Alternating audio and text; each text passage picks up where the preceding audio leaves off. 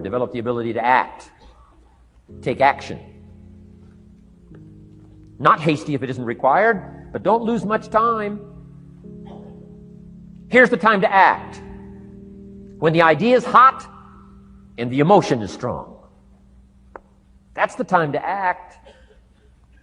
You say, Mr. Rohn, I'd like to have a library like yours. See, if you feel strong about that, what you got to do is get the first book and then get the second book. Before the feeling passes and before the idea gets dim, action pronto, action immediate, action as soon as possible. Because if you don't, here's what happens. We call it the law of diminishing intent. We intend to when the idea strikes us. We intend to when the emotion is high. But now if you don't translate that into action fairly soon, now the intent starts to diminish. And a month from now, it's cold. A year from now, it can't be found. So act. Set up a discipline when the emotions are high and the idea is strong and clear and powerful. That's the time to set up the discipline. Somebody talks about good health and you're stirred. Say, right, I need to get a book on nutrition. Get the book before the idea passes and before the emotion gets cold. Go for the book. Start the library. Start the process. Fall on the floor. Do some push-ups. Action. Got to take action. Otherwise, the wisdom is wasted. Otherwise, the emotion soon passes. Unless you put it into a disciplined activity. Capture it. Disciplines is called how to capture the emotion and how to capture the wisdom and translate it into equity. Disciplines. Now, here's what's important about disciplines. All disciplines affect each other. In fact, here's a good philosophical phrase. Everything affects everything else. Nothing stands alone. Don't be naive in saying, well, this doesn't matter. I'm telling you, everything matters. There are some things that matter more than others, but there isn't anything that doesn't matter.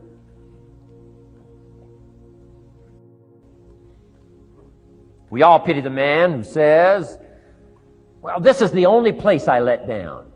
Not true. Key to take home. Every letdown affects the rest of your performance. Every letdown affects the rest. This is part of the educational process on personal development. If you don't take the walk around the block, you probably won't do the apple a day. If you don't do the apple a day, you probably won't start building your library. If you don't build your library, you probably won't keep a journal, and you won't take pictures, and you won't do this, you won't do wise things with your money, won't do wise things with your time, won't do wise things with your possibilities and relationships, and the first thing you know, 6 years of that accumulated, and we say you have messed up. So the whole key to reversing that process now is to start picking up these disciplines. Now here's the positive side. Every new discipline affects the rest of your disciplines. Every new one affects the rest. That's why action is so important. The least action, the smallest action. Take it. Because when you start accomplishing and the value starts to return from that one action, it'll inspire you to do the next one and the next one and the next one. You start walking around the block, it'll inspire you to get an apple. Get an apple, it'll inspire you to get a book. Get a book, it'll inspire you to get a journal. Get a journal, it'll inspire you to grow, develop some skills. All disciplines affect each other. Every lack affects the rest. Every new affects the rest. The key is to diminish the lack and set up the new. And you've started a whole new life process. Key. Also, one more thought on discipline. Here's the greatest value of discipline. Self-worth. Self-esteem. People are teaching self-esteem these days, but they don't connect it to disciplines. The least lack of discipline, and it starts to erode our psyche. One of the greatest temptations is to just ease up a little bit. Right? The slightest lack of doing your best starts to erode the psyche. Instead of doing your best, doing just a little less than your best. Sure enough. You say, well, it's just going to affect my sales. No, it's going to affect your consciousness. It's going to affect your philosophy. Now you've begun in the slightest way to affect your own philosophy.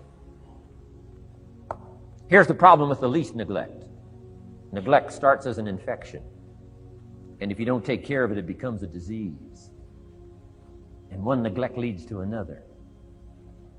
And the worst of all, when neglect starts, it diminishes our self-worth, our self-confidence, our self-value. You say, well, how can I get back my self-respect? I'm telling you, you don't have to go to 29 classes. All you have to do is start the smallest discipline that now corresponds to your own philosophy, like I should, and I could, and I will. No longer will I let neglect stack up on me so that I will have the sorry scenario 6 years from now, giving some excuse instead of celebrating my progress. That's the key to discipline. Okay? Let's get kids involved in the least of disciplines. One more, and then one more, and then another one, and then another one, and then some more. And the first thing you know, you're starting to weave the tapestry of a disciplined life into which you can pour more wisdom and more attitude and more strong feeling, more faith and more courage. Now you've got something, a vessel in which to put it. And now the equities start to flow. And the early return, I'm telling you, if you'll start this process, the early return will have you so excited. You'll commit yourself to this strategy for the rest of your life. You'll never go back to the old ways. Join a new crowd. Join a new group. The disciplines to do it. Take action.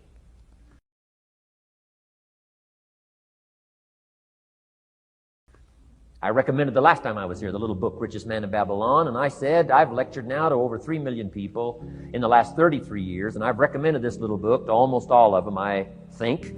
Guess how many have actually gone and got this little book? Answer, very few. My best guess is 10%. Such an easy thing to do. In that last seminar, right, I suggested this little book, number one, is easy to find. Number two, it's easy to buy. The most you can pay for it, $6, $7, $8. You can borrow that from your kids. And number three, it's easy to read. It's in story form. That's why I use it for teenagers, teaching them how to be rich by 40, 35 if you're extra bright, much sooner if you find a unique opportunity. But if it's easy to find and easy to buy, and if it's easy to read, why wouldn't everybody go get it? We don't know. What do you know? You don't know. I don't know. Nobody knows. Here's how profound it is. Some do and some don't. Now here's the numbers. About 10% do. 90% don't or won't. And we don't know the mystery of that. And I'm telling you, 10 years from now, those numbers will still be the same. 10% will, 90% won't. The numbers don't change. Only the faces change. You're looking at one of the faces. I used to belong to the 90% who couldn't be bothered even if it was easy. Guess how many people have a library card? Wisdom of the world available. Transform your life in any value amount you want. By the way, how much is a library card in Texas? Free. Here's what free is. Easy. I mean, it can't be any easier than free. Somebody says, well, would you bring it by? Well, no. At least you got to go get it. No.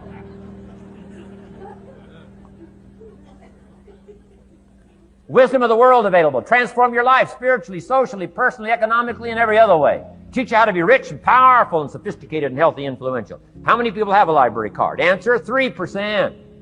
95, 97% couldn't be bothered. Guy specializes in happy hour, but he doesn't have a card. And now readily and quickly blames the government and blames his company and blames policy and blames the pay scale. When if he only knew, if he joined the 3%. Here's my advice to you today. Walk away from the 97%. Don't talk like they talk. Don't act like they act. Don't go where they go. Don't specialize in what they specialize in. Throw away the blame list they cling to. Start you a new life. You say, well, is it as simple as getting a library card and join the 3%? And the answer is, of course. Of course. That's how easy this stuff is.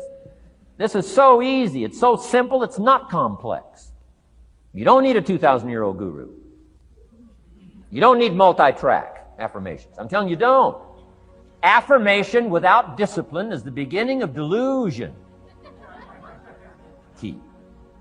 Don't let somebody sweep you into some contrary way to nature itself says, unless you labor. The miracle of the seed and the soil and the seasons and God and all the other stuff that's available, sunshine and rain, that's not available to you by affirmation. It is only available to you by labor. So labor well. Okay. Learn well. Discipline yourself well. And you can have all the treasures you want. This stuff's easy and simple. It's not ocean waves and seagulls. You don't have to move to Sedona, where all the force fields come together in Arizona.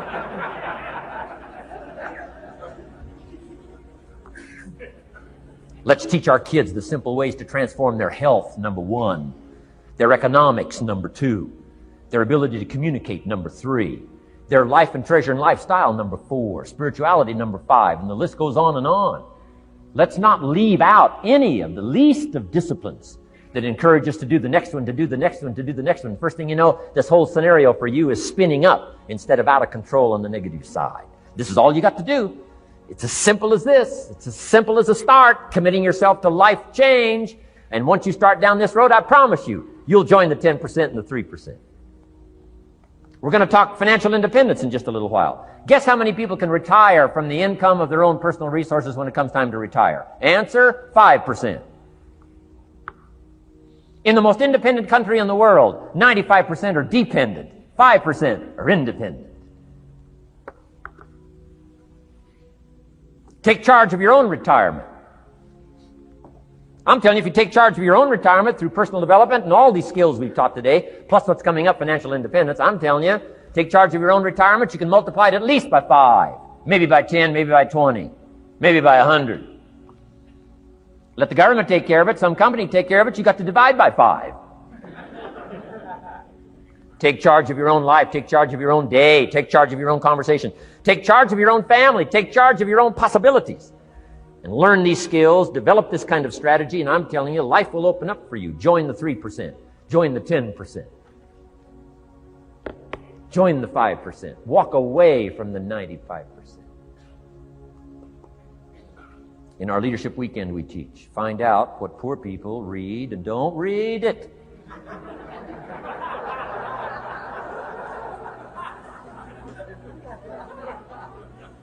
I'm telling you, don't talk like they talk. Lend a helping hand, but don't fall into their poor philosophical scenario. Don't blame what they blame. Don't use the excuses they use. It's called the language of the poor. Switch gears, switch language, switch ideas, switch strategy. Start with the simplest of disciplines. And don't bemean any of these disciplines. The smallest of disciplines starts the process of life change. And if you'll invest in this thing called discipline, you can have whatever you wish. It's called the beginning of a miracle. Now here's the last clue on discipline. Do the best you can. We covered earlier, but here's a good scenario for the do the best you can. I've got a good question for you. Is the best you can do all you can do? And the answer is no. Strangely enough. If we all fell on the floor right now and did as many push-ups as we possibly could, and let's say for some reason you haven't been into push-ups lately, I can't imagine why, but let's say the best you can do is 5. And you look up at the rest of us and say, hey, 5 is the best I can do. We can tell by the look on your face that's probably true. 5 is the best you can do. Now, is 5 all you can do? The answer is no. If you rest a little, you can do 5 more. Wow. And if you rest a little, you can do 5 more. And if you rest a little, you can do 15 more. How did we get from 5 to 15? It's a miracle.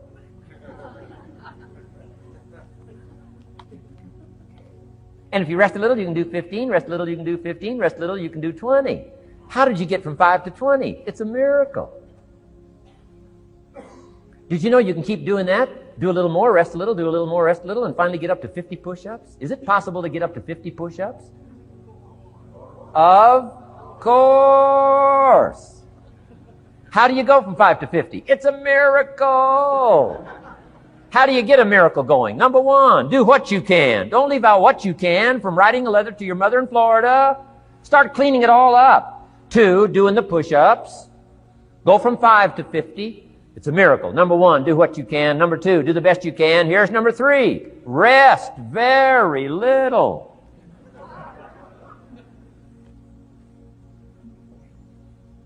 Don't rest too long.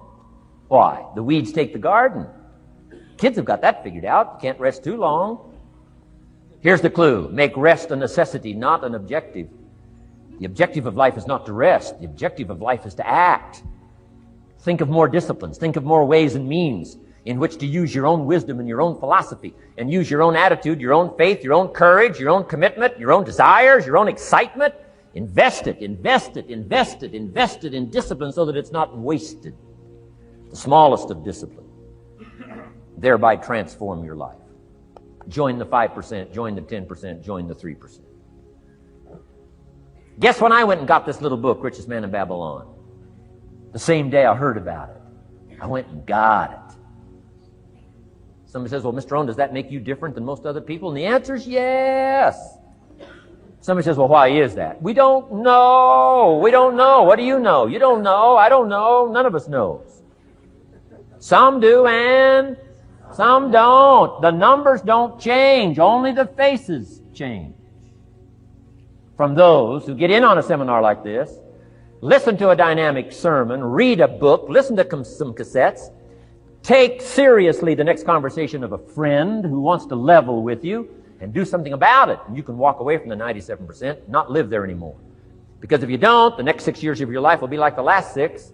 Mr. Shove said to me, Mr. Rohn, 6 years now you've been working. I'm telling you, the next 6 years of your life is going to be like the last 6, unless you take advantage and start making these personal changes. I made the changes, totally revolutionized my life. So take a look at the next 5 years of your life. It's going to be like the last 5, unless you change. And if you will change, everything will change. Join the 5%. 10 years from now, the numbers are going to be the same. But I'm telling you, some faces in this audience can change and start showing up in the 3% crowd, in the 5% crowd, in the 10% crowd, and thereby dynamically affect your life and your future.